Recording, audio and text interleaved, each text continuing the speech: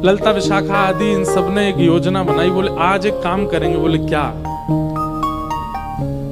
किशोरी जी जितनी सुंदर है ना, उतनी ही सुंदर सारी सखियां हैं। वो तो श्रृंगार किशोरी जी का विशेष होता है, इसलिए पता चलता है कि ये ललिता जी, ये विशाखा जी, ये ऐसे सब। अगर एक सा पोशाक और एक सी श्रृंगार सब धारण कर लें तो कोई पहचान नहीं पाएगा कि इनमें किशोरी जी कौन है। तो आज ललिता विशाखा ने एक लीला करी। एक सी पोशाक, एक से कुंडल, एक सी नथबेसर, एक से गले के हार, एक से सिर को क्या बोलते हैं, उसको क्या बोलते हैं? अरे बताओ ने कहा बोले मत हैं? टीका, बाजूबंद, पाम के नूपुर, जो भी होते हैं। हमारे लाल जी पहनते नहीं ना, इसलिए हमको नहीं पता। श्री जी पहनती हैं। तो एक जैसा श्रृंगार। किशोरी जी बोली आज कहां कौतुक करो। बोले आप तो चुप रहो बिल्कुल। आज एक जैसा श्रृंगार होगा, एक जैसी माला, एक जैसे कुंडल, एक जैसे काजल, एक जैसी लालिमा, एक जैसो सब कछु। और आज शाम सुंदर कुंज में आएंगे तब हम उनसे पूछेंगे बताओ हम में से राधा रानी कौन है। किशोरी अरे ऐसे मत करो, बेचारे बड़े भोले हैं। एक से सब देखेंगे पहचान नहीं पाएंगे, और नहीं पहचान पाएंगे तो मुंह को कष्ट होएगा। तो सखियां बोली आप भी जानती तो होगी वो पहचान नहीं पाएंगे। नहीं नहीं, अब वो तो मुझे पता है कि वो पहचान तो जाएंगे, लेकिन कहीं तुम सबरी बड़ी उद्यमी हो, कहीं ऐसा श्रृंगार कर लियो, कहीं कोई और पे दृष्टि चली गई और फिर मुझे बड़ो श्रम है जाएगा। ललिता विशाखा बोली श्रम ना होगा, बल्कि स्पष्ट है जाएगी बात। ये जो आपके मन में इतना भ्रम है ना कि श्याम सुंदर बहुत प्रेम करें, अरे भाई प्रेम करें तो पहचान जाएंगे। किशोरी जी बोले अब तुम्हारी जैसी राजी हो तुम करो। सब ने एक जैसा श्रृंगार किया। महाराज श्याम सुंदर की तो कहा चले, ललिता विशाखा नहीं पहचान पा रही है कि सबन में राधा रानी कौन सी है। इंदु लेखा के पास गई और जाके बोली हे श्यामाजू। अरे मैं श्यामाजू नहीं, मैं इंदु हूं। वो श्यामा जी कौन से? पर वो हाथ खड़ो कर रही को मैं हूं यहाँ पे, यहाँ। ऐसी सबरी एक सी बन गई कि आपस में नहीं पहचान पा रही है किशोरी जी कौन सी है। आज सबरी सखी बड़ी प्रसन्न। बोले आज श्याम सुंदर को पता चलेगी ये बहुत अपनो प्रेम प्रेम बता में।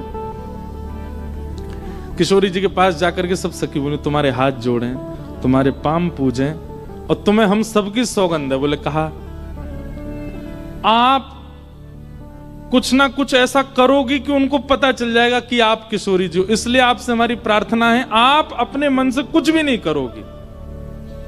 और सबसे आगे विशाखा जी खड़ी हो गई। मैं जैसे करूंगी मुंह देखती नहीं हूं, मैं जहां देखूं वहीं देखना है, मैं जैसे बोलूं वैसे बोलना है, मैं जब बैठूं वैसे बैठना है, मैं जब चलूं तब चलना है, मैं जो करूं वही करना है आपको।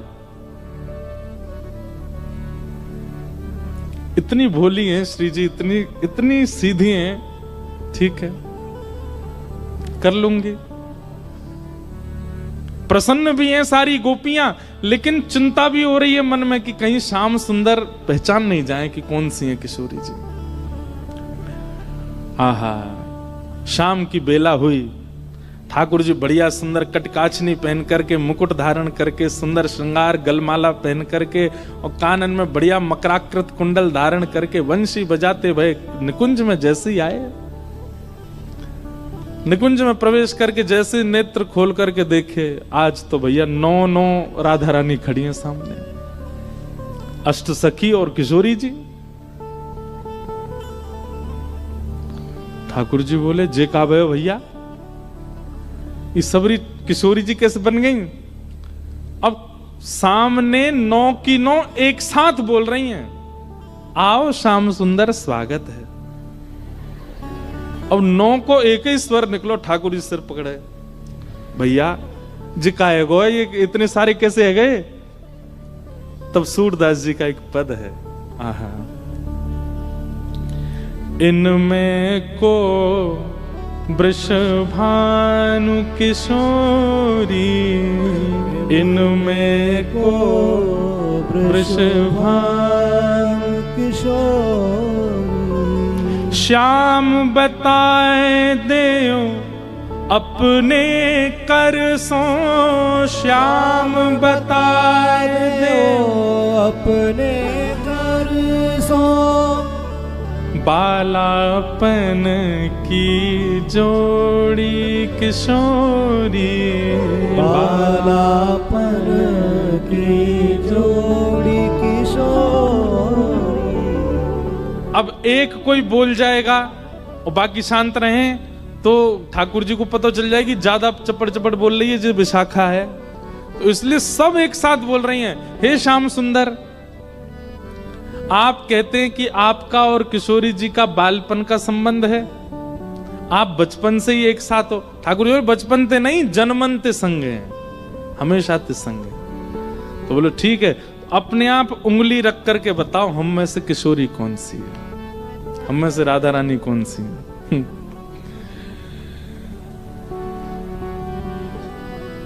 ठाकुर जी पहले तो देखते रहे, एक एक के पास जाकर के देखें, एक जैसा स्वरूप, एक जैसा स्वभाव, एक जैसी आंख, एक और महाराज कहां तक कहें पलक भी एक संगी झपका रही है सबरी।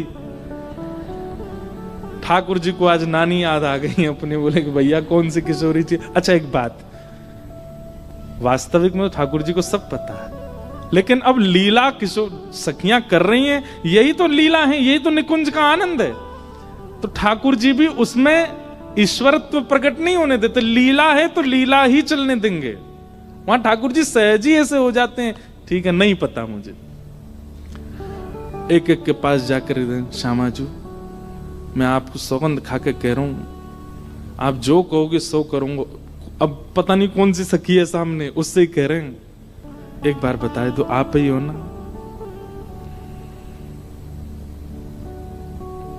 सबके आगे जाके मनोहार करें, लेकिन ठाकुर जी नहीं पहचान पाए। ठाकुर जी बोले अब कहा करूं मैं, कैसे पहचानूं, कैसे ढूंढूं कौन सी है इनमें तो किशोरी जी। तभी ठाकुर जी बोले भैया सब सखीन के रूप एक से है सकें, आंख एक सी है सके, श्रृंगार एक सौ है सके, वस्त्र एक सौ है सके, पर स्वभाव किशोरी जी जैसा कोई को ना है सके। और बोले स्वभाव के लिए तो फिर मोकू कछु ने चतुर काम करना पड़ेगा। ठाकुर जी बोले मैंने पहचान नहीं। सब सखी बोली कौन सी हैं? बोले रुक जाओ सिंहासन पे बैठ के बताऊंगा। दूर जाके बैठ गए और सिंहासन पे बैठ के कहा कह रहे हैं, वह देखो ठाड़ी युवतिन में, वह देखो ठाड़ी युवतिन में, नील बसन तन गोरी गोरी, नील बसन तन देखो वो खड़ी। सब सखी के कौन सी? सब पे उंगली कर रहे हैं, वो खड़ी वो खड़ी, दो वो खड़ी वो खड़ी। नील बसन तन गोरी, जाने नीले वस्त्र पहने और जाको तन गोरो। सब सखी बोली हम सबन के वस्त्र नीले हैं, हमारे सबन के तन गोरे हैं। नहीं नहीं नहीं नहीं, उनको रूप रंग कहा बता रहे है? बोले ये वही हैं। बोले कौन सी? अरे वही जो तुम सबन के बीच में खड़ी हैं। बोले कौन सी? बोले जाने। कहा बालापन में हम ही सिखायो, बालापन में हम ही सिखायो, मैं जब छोटो हतो तब इनने ही मोकू सिखायो। बोले कहा सिखायो? छल बल बहुविधि चोरी, हाँ छल बल बहुविधि चोरी। बोले अरे बालपन में इनने ही मोकू छल करनो, इनने ही मोकू हट करनो, और कहा बताऊं अलग अलग प्रकार की चोरी करनो मोकू इनने ही सिखायो। जैसे ही कही ठाकुर जी ने बालापन में इन्हें ही सिखायो छल बल बहुविधि चोरी, इतने में ही किशोरी जी सामने आके मैंने कब सिखायो तुमको? ठाकुर जी बोले ये रही हमारी श्यामाजू। ललता विशाखा सब सिर पकड़ के बैठ गई। बोले हे किशोरी जू जी कहा कियो? किशोरी जी घबरा गई। अरे अरे मुझे गलती है गई। बोले गलती का है गई? आपने तो 2 मिनट में आके कह दी कि मैं हूं किशोरी। हाँ। ठाकुर जी दौड़ करके गए, किशोरी जी को अंक में भर लियो। सब सखीन के नेत्र सजल है, कैसी भोली हमारी किशोरी जी, कैसी सीधी हमारी श्री लाडली जी। ऐसे सीधे हम हैं, ऐसा स्वभाव हमारो है, और हम भजते हैं राधे कृष्ण मिलेंगे हमें, उनके लायक हैं हम कहीं से भी। इनके गुण की ग्रथित मालूम है, इनके गुण की मालूम है, आजहूँ उरते ना छोड़ी, आजहूँ उरते ना छोड़ी। सूरदास प्रभु तिहरे मिलन को, सूरदास प्रभु तेरे मिलन को, जैसे पाट की डोरी, जैसे पात की डोरी। इनमें को वृषभानु किशोरी, इनमें को वृषभानु किशोर। बोल वृषभानु दुलारी की। ऐसी हमारी किशोरी जी हैं, ऐसी हमारी लाडली जी हैं।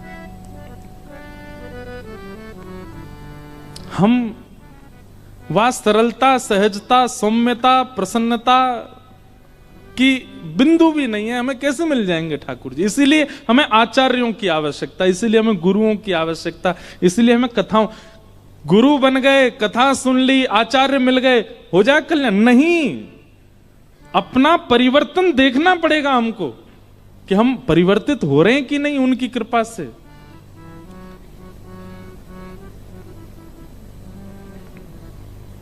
और आज श्रीजीव गोस्वामी पाद की कृपा हो गई गदाधर जी पर। किस वजह से? क्योंकि उनका स्वभाव वो ठाकुर जी को प्रिय लग गया था, इसलिए बिना आचार्य के ही उनके चित्त में ऐसा प्रेम प्रकट हो गया, और आज आ गए वृंदावन।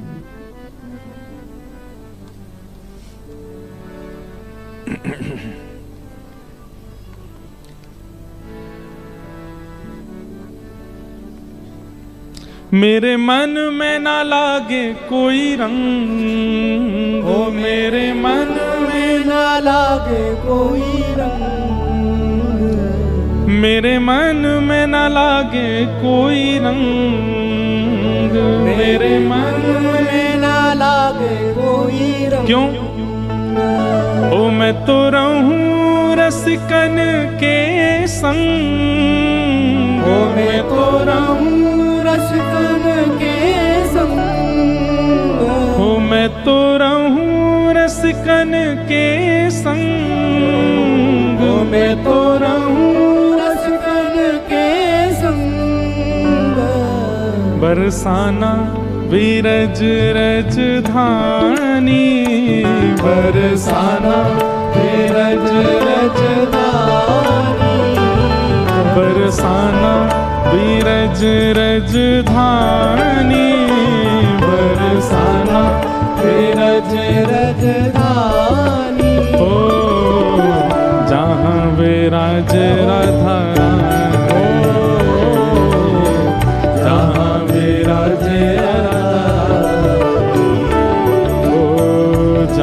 विराज राधा रानी, जहाँ विराजे राधा रानी।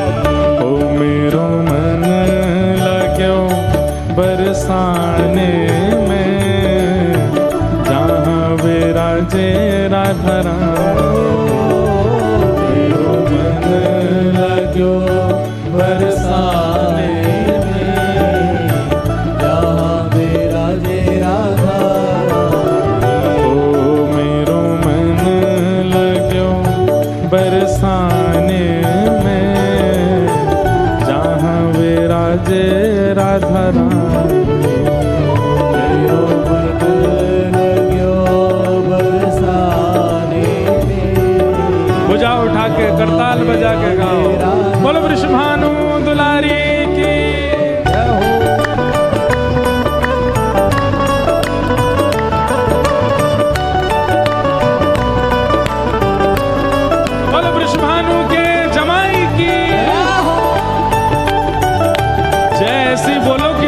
पे गवाच जाए। बोलो वृषभानु के जमाई की।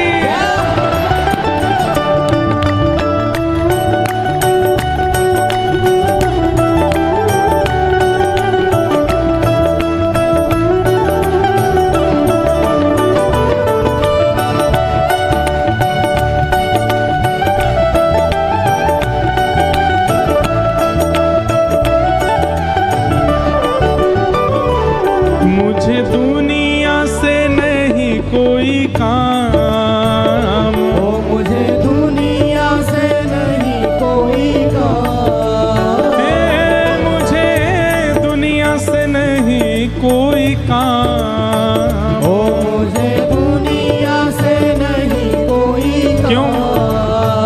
ओ मैं तो रटू राधा राधा नाम, ओ मैं तो रटू राधा राधा नाम, ओ मैं तो रटू राधा राधा नाम। ओ मैं तो रटू राधा राधा गा भाव से। ओ जय राधे राधे, जय राधे राधे, श्री राधे राधे, श्री राधे राधे, वृषभानु दुलारी, जय राधे राधे, बरसाने वारी, जय राधे राधे, जय राधे राधे, जय राधे राधे, श्री राधे राधे। श्री राधे राधे। मुझे दुनिया से नहीं कोई काम, मुझे दुनिया से नहीं कोई काम, ओ मैं तो रटू राधा राधा नाम, मैं तो रटू राधा राधा नाम, दर्शन करूं सुबह शाम, ओ दर्शन करूं सुबह शाम, ओ मेरे मन में विराज श्याम दीवानी, मेरे मन में विराज श्याम दीवानी, मेरे मन में विराज श्याम दीवानी, मेरे मन में विराज श्याम दीवानी, जहाँ विराजे राधा राम, जहाँ विराजे राधा ओ मेरो मन लाग्यो बरसाने में, जहाँ विराजे राधा राम।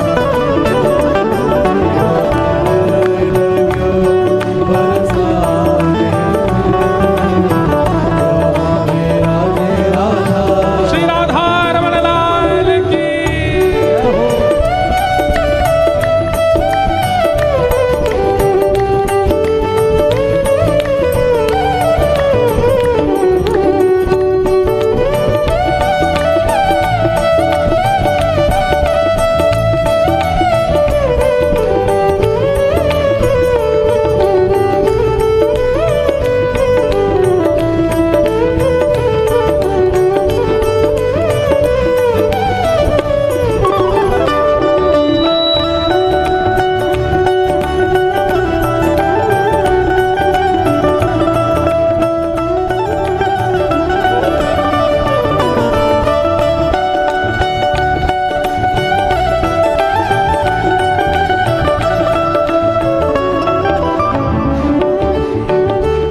मुझे दुनिया से नहीं लेना देना, मुझे दुनिया से नहीं लेना देना, मुझे दुनिया से नहीं लेना देना, ओ मुझे दुनिया से नहीं लेना देना, ओ ये जगत है एक सपना, ये जगत है एक सपना, ओ ये जगत है एक सपना, ये जगत है एक सपना,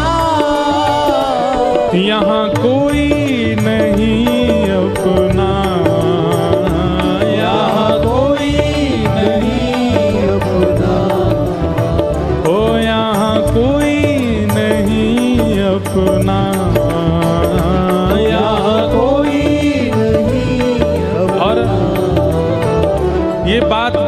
गर्जना करके बोलनी चाहिए, भुजा उठा करके बोलनी चाहिए। उठाओ भुजा।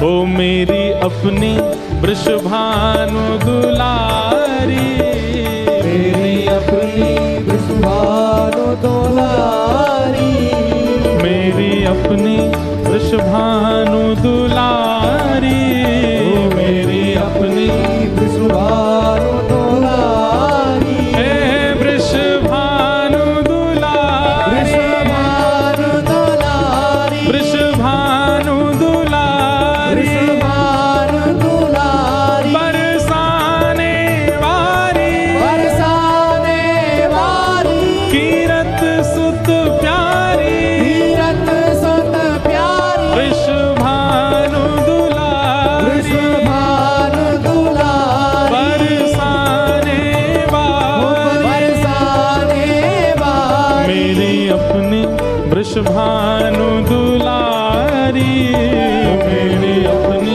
वृषभानु दुलारी, जहाँ विराजे राधा रानी, जहाँ विराजे राधा रानी, ओ मेरो मन लगो बरसाने में, जहाँ विराजे राधा रानी, मेरो मन लग्यो बरसाने में, जहाँ विराजे राधा रानी। हे वृंदावन में, राधे राधे, वृंदावन में, राधे राधे, गोवर्धन में, राधे राधे, नंदगांव में, राधे राधे, नंदगांव में, राधे राधे, गोकुल जी में, राधे राधे, गोकुल जी में, राधे राधे, सब मिल गावे राधे राधे, बरसाने में, राधे राधे, जतीपुरा में, राधे राधे, कामवन में, राधे राधे, जय राधे राधे, राधे राधे, सब निधिवन बोले, राधे राधे, सब भाव से बोले, राधे राधे, सेवा कुंज में, राधे राधे, बाके बिहारी, राधे राधे, राधा रमणा, राधे राधे, राधा वल्लभ, राधे राधे, मदन मोहन जी, राधे राधे, गोपीनाथ जी, राधे राधे, गोवर्धन जी, राधे राधे, गोविंद देव जी, राधे राधे, जुगल बिहारी, राधे राधे, राधे राधे, राधे राधे, जय राधे राधे, राधे राधे, गांधी धाम में, राधे राधे, गांधी धाम में, राधे राधे, द्वारिका में, राधे राधे, द्वारिका में, राधे राधे, डाकोर में, राधे राधे, सब मिल गावे राधे राधे, नारायण सरोवर, राधे राधे, गांधी धाम में, राधे राधे, जय राधे राधे, राधे राधे, जय राधे राधे, राधे राधे, जय राधे राधे, राधे राधे, जय राधे राधे, राधे राधे, जय राधे राधे, राधे राधे, जय राधे राधे, राधे राधे, जय राधे राधे, राधे राधे, जय राधे राधे, जय राधे राधे, जय राधे राधे, जय राधे राधे, जय राधे राधे, जय राधे राधे, जय राधे राधे, जय राधे राधे, जय राधे राधे, जय राधे राधे, जय राधे राधे, जय राधे राधे, जय राधे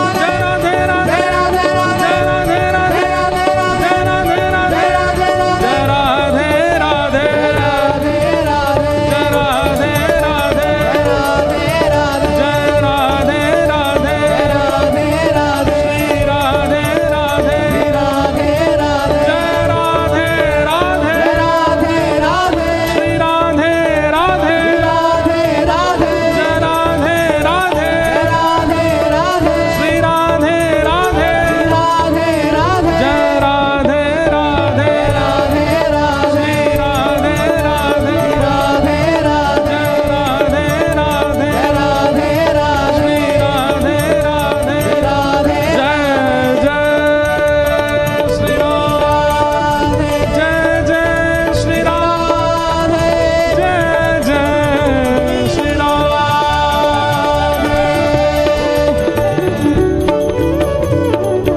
बोले वृषभानु दुलारी की। क्यों करते हैं हम राधे राधे कीर्तन? और ये सब भजन कीर्तन का आवश्यकता क्यों है? ये नृत्य करने के लिए, गाने के लिए, ताल बजाने के लिए तो ठीक है, पर मूल रूप से हम में जिनका हम कीर्तन करें उन जैसा स्वभाव चित्त में आ जाए, उन जैसा गुण चित्त में आ जाए, इसलिए ये कीर्तन है। ऐसी हमारी किशोरी जी भोली हैं, सीधी हैं, सरल हैं, सहज हैं, और सब सखियां बचाती रहती हैं। ठाकुर जी फिर भी अपनी चतुराई से, अपनी लीलाओं से किशोरी जी के, अच्छा इससे करते क्या है ठाकुर जी, कोई किशोरी जी का, बल्कि हम सब के बीच इन लीलाओं के द्वारा ठाकुर जी प्रकट कर रहे हैं कि कैसी किशोरी जी भोली हैं और आप कितने निष्ठुर होकर उनको पाना चाहते हो, कैसे पाओगे। उनके लिए तो वैसा ही सरल बनना पड़ेगा, सहज बनना पड़ेगा। हम लोग बहुत कठोर हृदय वाले हैं बंधुओं, हम कैसे पाएंगे उनको। इसलिए ये लीलाएं गवा रहे हैं ठाकुर जी आचार्यों के मुख से कि इन लीलाओं को सुन के आपके चिंतन में ये भाव आवे कि इतनी सरल, सहज और ऐसे स्वभाव वाली हमें कैसे मिलेंगी। आज गदाधर पंडित पर कृपा हुई और श्रीजीव गोस्वामी पाद ने उनको आज्ञा कर दी, जाओ अब क्या करना है, बोले वृंदावन में ही रहो और नित्य एक नियम का पालन करो। बोले क्या? चाहे लोग आवे चाहे ना आवे, तुम रोज कथा सुनाया करो, क्योंकि तुम्हारी वाणी में ये सामर्थ्य है, तुम्हारी वाणी में साक्षात श्री युगल सरकार विराज रहे हैं। तुम्हारी वाणी को जो सुनेगा उसके चित्त में, अगर वो जरा भी प्रेम रस का आदि हुआ होगा तो उसके चित्त में प्रेम प्रकट हो जाएगा। भाई जिस भूमि पर जरा सी भी जो ऐसी भूमियां होती है ना कि एक बीज भी गलती से पड़ जाए तुरंत उपज जाता है। हम लोग तो बंजर हो चुके हैं, हमारे अंदर तो कितने रस डाल दे हो, कितने कथा सुना दो, कुछ नहीं फर्क पड़ता। पर उपजाऊ कई ऐसे होते हैं, वो बड़े उपजाऊ होते हैं, उनका हृदय, उनकी बुद्धि ऐसी उपजाऊ होती है कि वो जरा सी बात सुन लें आचार्यों की तो उससे कल्याण हो जाता है। और कई ऐसे बंजर होते हैं, उनको खूब मारपीट के सुनाते रहो फिर भी नहीं सुधरते, अपने स्थिति और अपने व्यवहार से कभी बाज नहीं आते। उपजाऊ बनिए, आचार्य कहें और तुरंत वो क्रिया हो जाए। और उन सब के लिए कथा सुनो, उन सब के लिए नाम जप करो, उन सब के लिए नियम बनाओ, उन सब के लिए तीर्थ जाओ, धाम में जाओ। नाम का आश्रय, लीला का आश्रय, धाम का आश्रय, रसिकों की शीत प्रसादी का आश्रय, कितने आश्रय। उनसे कह दिया कि जाओ अब तुम रोज कथा सुनाया करो, लोग आवे ना आवे इससे तुमको चिंता नहीं होनी चाहिए, कथा सुनाओ।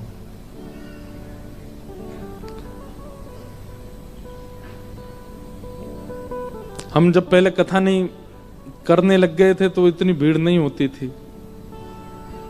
पहले गांधी धाम जब आए थे तब चिंता होती थी लोग आवेंगे कैसे अब चिंता होती समावेंगे कैसे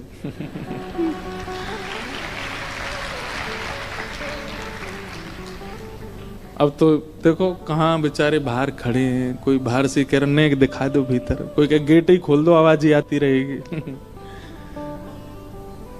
क्योंकि कभी इसी उद्देश्य से कथा करी नहीं कि लोग सुने, भीड़ आवे। और जब उद्देश्य आपका वो नहीं होता, कुछ और होता है, तो ठाकुर जी वो सब दे देते हैं, ठाकुर जी सब अनुग्रह कर देते हैं। उद्देश्य अपना कुछ और है, उद्देश्य अपना कुछ और मानिए। अच्छा एक बात हम पहले कहते हैं, बिना उद्देश्य के भजन मार्ग में मत आइए, उद्देश्य तो रखो। मुझे कुछ नहीं चाहिए, यह भी एक उद्देश्य है, इस उद्देश्य से भी सही भजन करो। मुझे ठाकुर जी से कुछ नहीं चाहिए, मुझे उनसे कुछ कामना ही नहीं है, ये भी तो एक उद्देश्य है।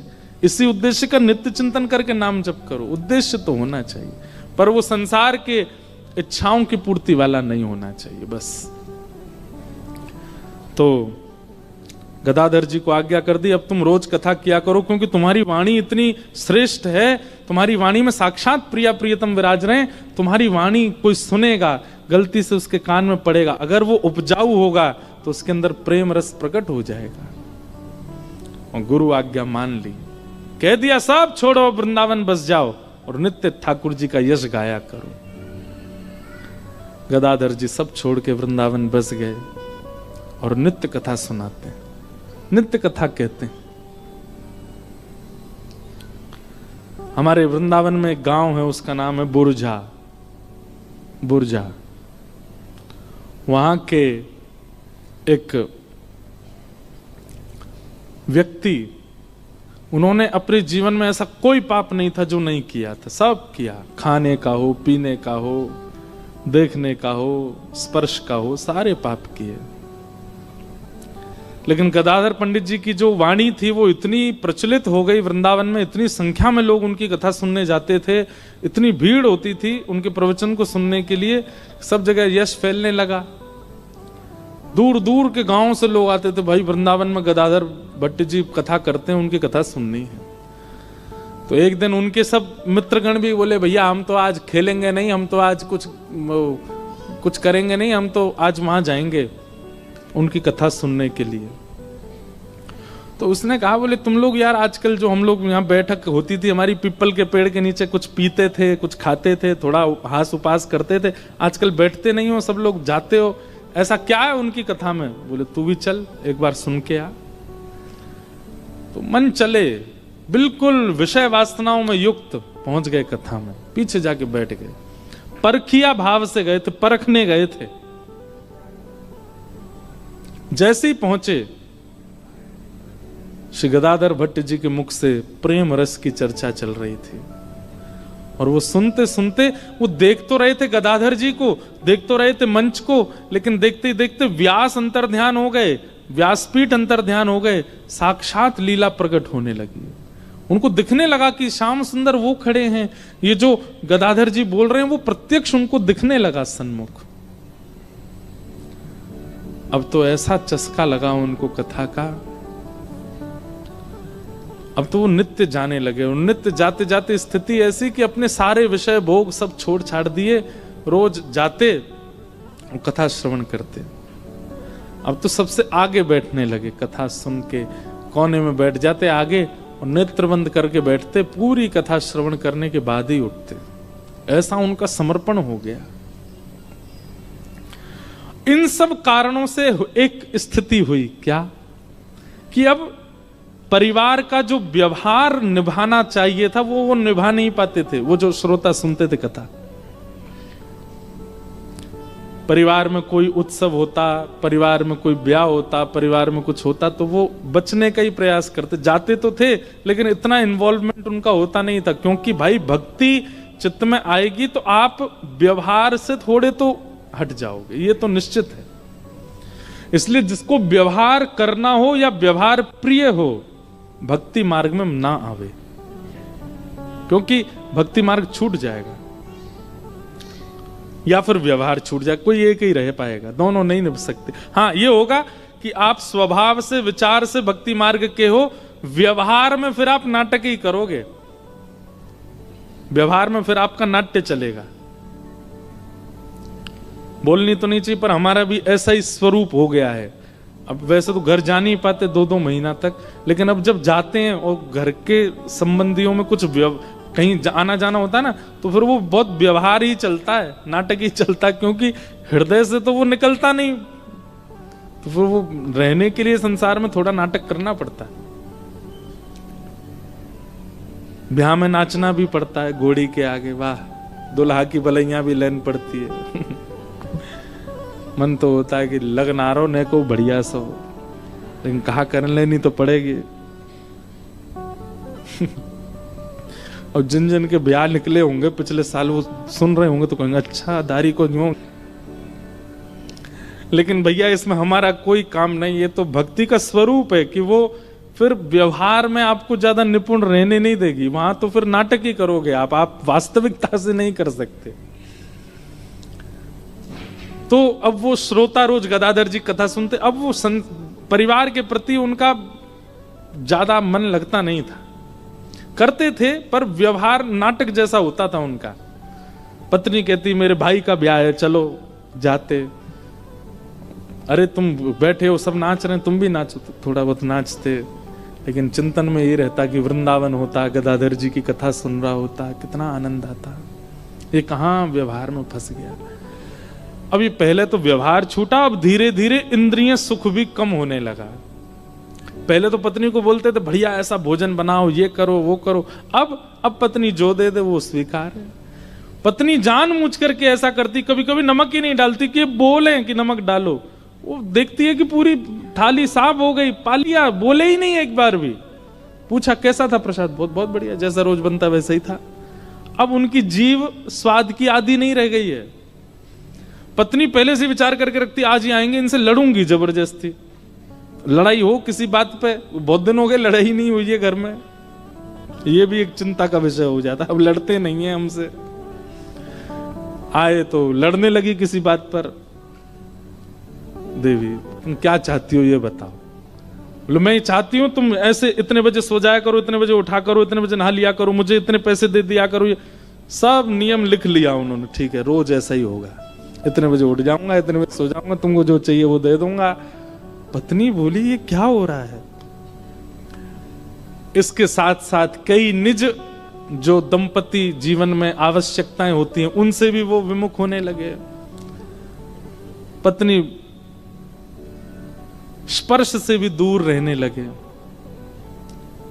ज्यादा व्यवहार में अब उनकी इच्छा रुचि नहीं थी। पत्नी लड़ती तो कहते परिवार है, बालक बड़े हो गए, अब तुम भी भजन करो हम भी भजन करें। लेकिन पत्नी ने सोचा ये सब हुआ तब से जब से ये गदाधर पंडित की कथा सुनने लगे, इसने मेरा पूरा घर सर्वनाश कर दिया।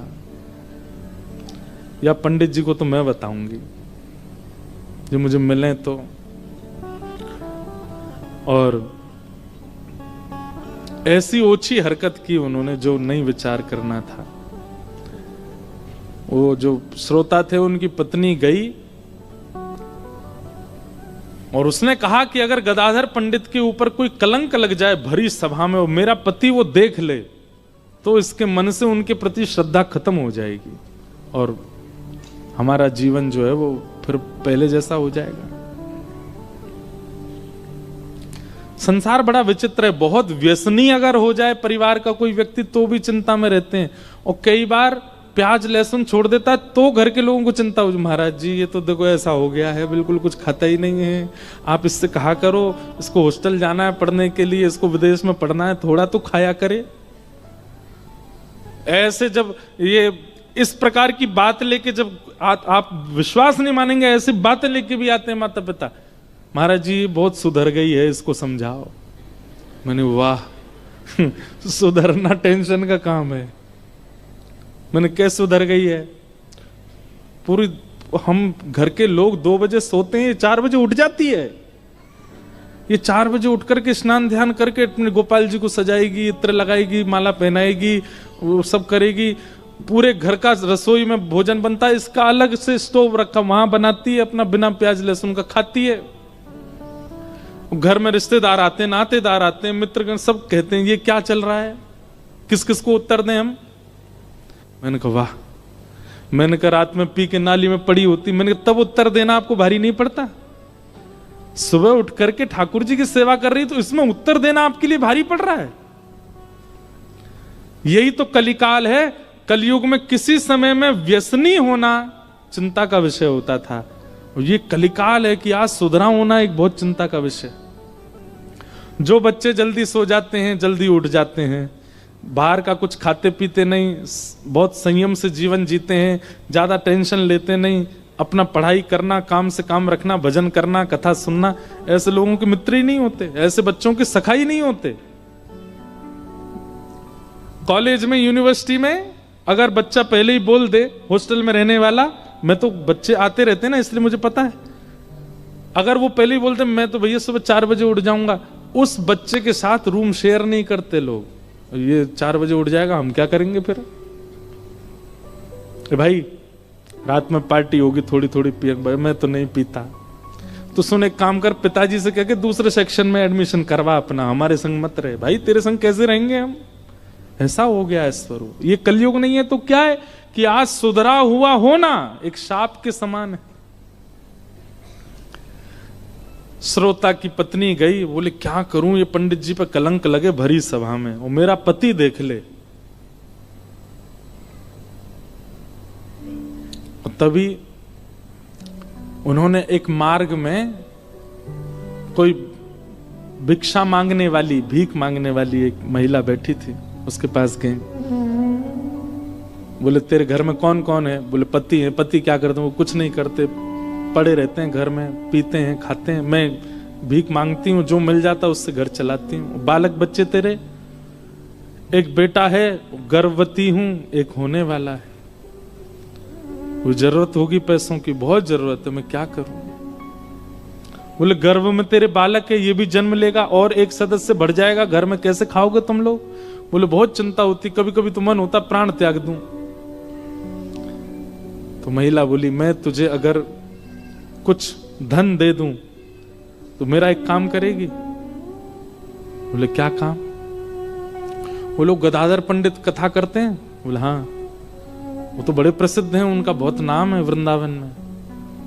बोले उनकी कथा के बीच में जाके तुझे हल्ला करना है और ये कहना है कि तेरे गर्भ में जो बालक है वो उनका है,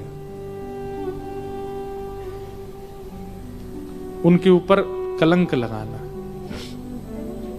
और इसके बदले में तुझे इतना धन दूंगी कि तेरे घर में सब आनंद होगा। मरता क्या नहीं करता, व्यक्ति के ऊपर जब मृत्यु मंडराती है तो वो सब करने पे आदी हो जाता है। उसकी उस दुर्बलता का दुरुपयोग किया एक महात्मा के ऊपर, एक संत के ऊपर, एक वैष्णव के ऊपर।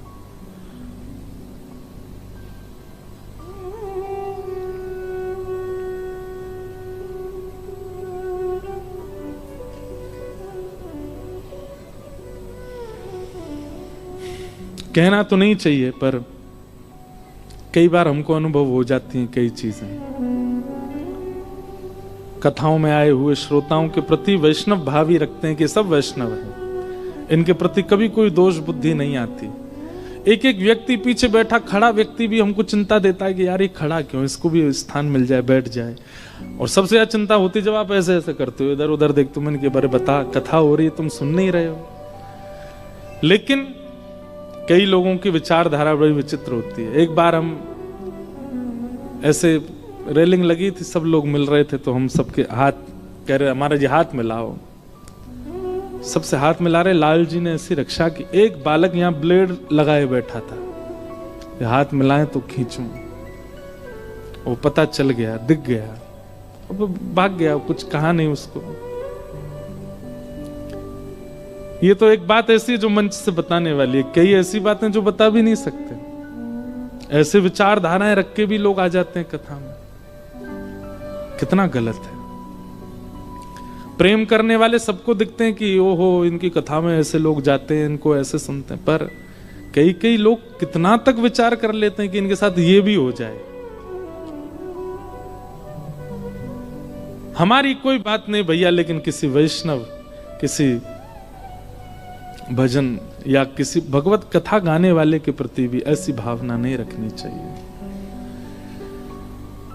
श्री गदाधर पंडित जी कथा कर रहे थे, वैष्णव जन बैठ करके सुन रहे थे, मंत्र मुग्ध होकर के श्रवण कर रहे थे। कई लोग तो पूर्ण रूपेण उनके प्रति तत्पर थे, और कई लोग उनका यश सुनकर के पहली बार सुनने आए थे।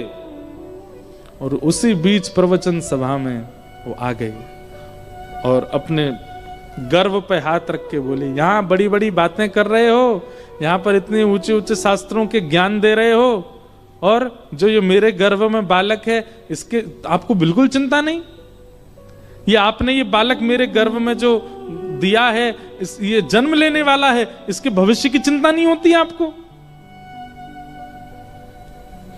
मैं कब से आपकी राह तक रही हूं कि आप आओगे मुझसे मिलने, मेरी सुध लोगे। आप तो यहां बैठ के सबके बीच प्रवचन कर रहे हो। ये सुनकर के आधे से ज्यादा लोग तो गदाधर पंडित जी के प्रति दुर्भाव रखने लगे। ये संसार है, हम लोग कान के बहुत कच्चे होते हैं। जिस व्यक्ति के प्रति हमारा समर्पण भाव है, उसके प्रति अगर कोई एक व्यक्ति भी कुछ गलत बात बोल दे तो हमको विश्वास करने में देर नहीं लगती है। 2 मिनट में हमारे चिंतन में आ जाता है कि ये ऐसा ही होगा। आधे से ज्यादा लोग तो वहां से राम राम राम राम कह के जाने लगे, लेकिन कुछ लोग थे जो बहुत दिनों से सत्संग कर रहे थे, उनको विश्वास था कि नहीं, ऐसा हो नहीं सकता। ये गदाधर पंडित जी, हम इनकी वाणी से हमारे चित्त में कृष्ण आए हैं, इनकी वजह से हमको वृंदावन मिला है, इनकी वजह से हमको श्यामा श्याम का अनुभव हुआ है, ये ऐसा नहीं कर सकते।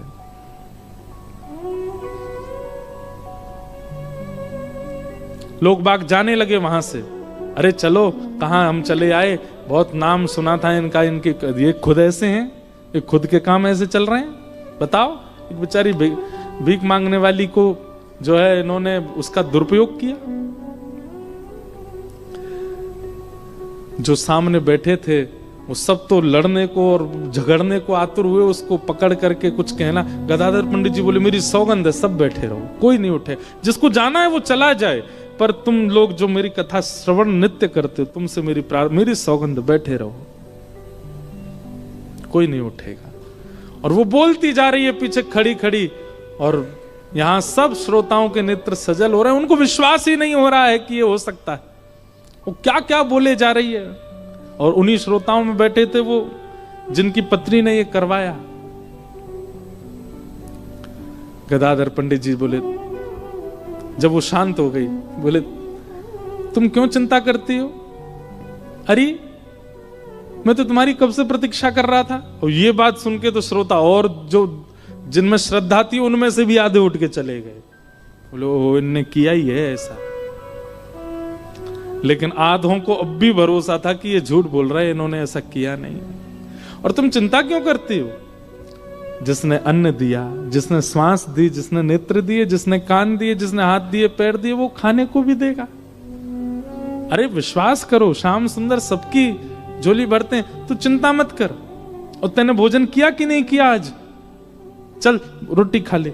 एक महात्मा तभी खड़ा हो गया और खड़ा होकर के बोला, आप क्यों इस प्रकार का भाव कर रहे हैं? हम जानते हैं आपने ऐसा कुछ भी नहीं किया है, आपका इससे कोई परिचय नहीं है, दूर दूर तक आप इसको नहीं जानते। मैं कितने वर्षों से आपके साथ हूं, एक एक क्षण का मुझे आपका पता है, फिर आप ये बात कह करके औरों को क्यों भेज रहे हैं? गदाधर जी बोले, भीड़ बहुत हो गई थी, लोग प्रभाव के पीछे भाग रहे थे, लोगों को प्रभाव। ऐसी ही स्थिति श्री चैतन्य महाप्रभु के चरित्र में आती है। उनके केश इतने सुंदर थे, महाप्रभु जी जब चलते थे तो सिल्क के वस्त्र पहनते थे, धोती ऊपरना, और उनका अंग इतना सुंदर था, उनके छरेरा बदन, उनके केश इतने सुंदर, मुस्कान इतनी सुंदर कि लोग बाग सत्संग कम सुनते थे, उनके रूप को ही देखते रहते थे, कितने सुंदर है। महाप्रभु जी जब अपनी पलक झपकाते थे ना, कितने लोग, स्त्रियां नहीं पुरुष भी, उनके पलक झपका के ऐसे देखने मात्र से घायल हो जाते थे। महाप्रभु जी के साथ जब खूब भीड़ हो गई, चारों तरफ भीड़ ही भीड़, जहां से निकल जाए वहां आदमी आदमी है। एक दिन महाप्रभु जी ने विचार किया, क्या वास्तव में मेरे वचनों से ये सब लोग आकर्षित हैं? नहीं, मेरे वस्त्रों से। और उसी दिन बिन बताए रात्रि में ही अपने केश निकाल दिए। और दूसरे दिन जब महाप्रभु जी आए और जैसे प्रवचन करने लगे, आधी जनता तो उसी समय उठ के चली गई। क्यों? जिन केसों पे हम बारी बारी जा रहे थे वो तो निकाल दिए इन्होंने, अब क्या करना। आधे तब चले गए, फिर उन्होंने विरक्त वेश धारण किया, आधे तब चले गए, फिर जो रह गए शेष, बोले हाँ, ये प्रभाव पर नहीं, ये स्वभाव से आए थे पास में, अब तुम मेरे संग रहो। तो गदाधर पंडित जी भी यही बोले तुम क्यों इतना नाराज हो रहे हो? भीड़ बहुत हो गई थी, प्रभाव बहुत ज्यादा हो गया था, और कहीं ना कहीं इतना पुजवाना, इतना पुजना, इतना प्रभाव कभी कभी भक्ति में विघ्न डालता है। ये भी होना जरूरी था, बैठ जाओ।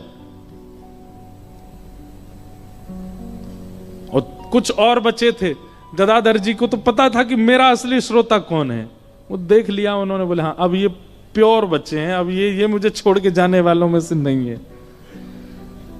तब उसको बुलाया, बोले तू जो कहेगी हम देंगे, तेरे को अन्न देंगे, धन देंगे, वस्त्र देंगे, तू बस बता किसने कहा यहां आकर के ऐसा बोलना है। गदाधर जी नहीं बोले, किसी ने उसको बुला के पूछा। जब वो नहीं मानी तो फिर उसको थोड़ा रोष करके पूछा, बोले बता किसने कहा, हम तुझे नहीं तो निकाल देंगे। और बोला कुछ थोड़ा, गदाधर जी बोले नहीं कुछ मत कहो। बोले नहीं आप पूछने तो दीजिए। तब उसने बताया, बोले बुर्जा गांव में वो आपके ही श्रोता हैं, ये बैठे यहाँ पे बैठे हैं, इनकी पत्नी ने मुझे धन दिया था कि आके ऐसा बोलो। जैसे ही उन्होंने सुना, सुन करके वो तो क्रोध में भर गए, आंखें लाल पड़ गई, अपनी पत्नी को मारने के लिए जाने लगे।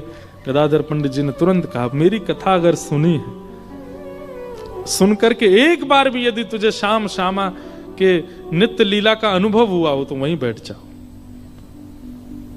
मेरे तेरे चाहने से कुछ नहीं होता वत्स। मैंने कहा ना, मुझे बहुत प्रभाव मिल गया था, मुझे इसको घटाना था, इसलिए मैं तो प्रार्थना करता था ठाकुर जी इतना यश मत दिलाओ। और ठाकुर जी ने ये लीला करके कर दिया। तुझे सौगंध है, अगर तुझे कथा से एक बार भी प्रिया प्रियतम का अनुभव हुआ हो तो ये घटना, ऐसा नहीं करना।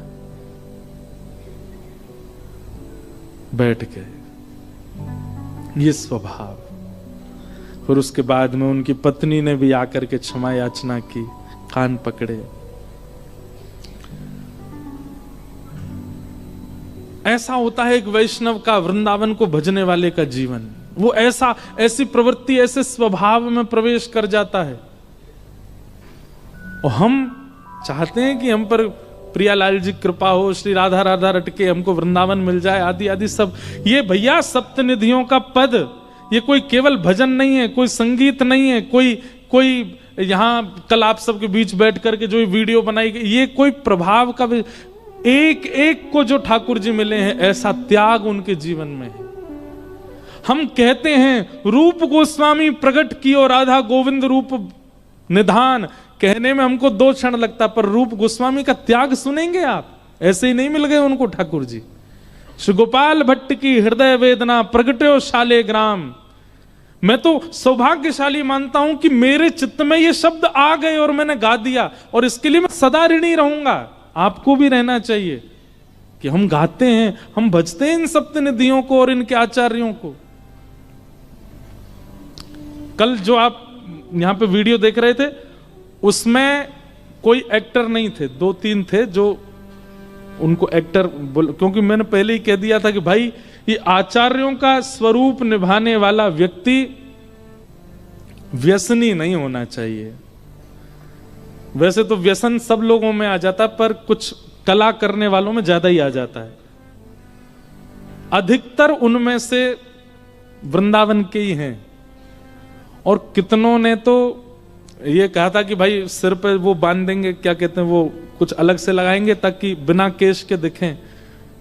सब ने, जिनके भी सिर पर आपको केश नहीं दिख रहे, उन सबके केश थे, केवल इस वीडियो के शूट के लिए उन्होंने अपने केश मुड़वाए कि हमको ये सौभाग्य मिलेगा। और वो बालक सब कथा सुनते हैं, कथा सुनने वाले बालक हैं, कोई जॉब करता है, कोई बिजनेस करता है, कोई कुछ करता है, लेकिन केवल पात्र बन रहे हैं, उनका सौभाग्य मान रहे हैं कि हम रूप गोस्वामी बन रहे हैं, हम सनातन बन रहे हैं, हम ये, तो इतना त्याग भी नहीं कर सकते। मैंने तो उनसे निवेदन किया, मैंने भाई तुम मत करवाओ। मैं पूरी वीडियो में तो नहीं था, पर 1-2 जो थे वो मेरे जानकार थे, मैंने उसको कहा मैं काय को करवा रहे हो, पहन लो ऊपर से, ऐसे लगेगा टकले हो। नहीं महाराज जी, सौभाग्य हमारा कि हमको रूप गोस्वामी मधु पंडित बनने का अवसर मिल रहा है। ऐसे नहीं, इतना भी नहीं कर सकते। और केश मुड़वा दिए। मैंने भैया तेरे या त्याग से ठाकुर जी जरूर प्रसन्न भय होंगे, और कभी ना कभी तो देखियो ठाकुर जी निश्चित दर्शन देंगे। इतना त्याग। हम गाते हैं जब, तब हमारे चित्त में ये अपने ऊपर प्रश्न आना चाहिए, क्या हम योग्य हैं जो हम सप्तनिधियों को गा रहे हैं? जिन आचार्यों ने इनको पाया, कितना श्रम करके पाया, कितना त्याग करके पाया।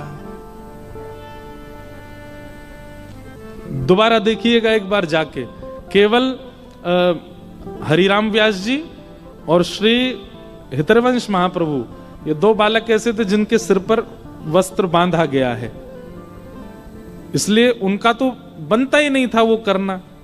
लेकिन बाकी के जितने बालक थे, कई बालक थे, कई वृद्ध भी थे, एक आध रूप गोस्वामी आदि, उन्होंने तो अपने केश मुड़वाए कि हमको ये पात्र बनने का अवसर मिल रहा है।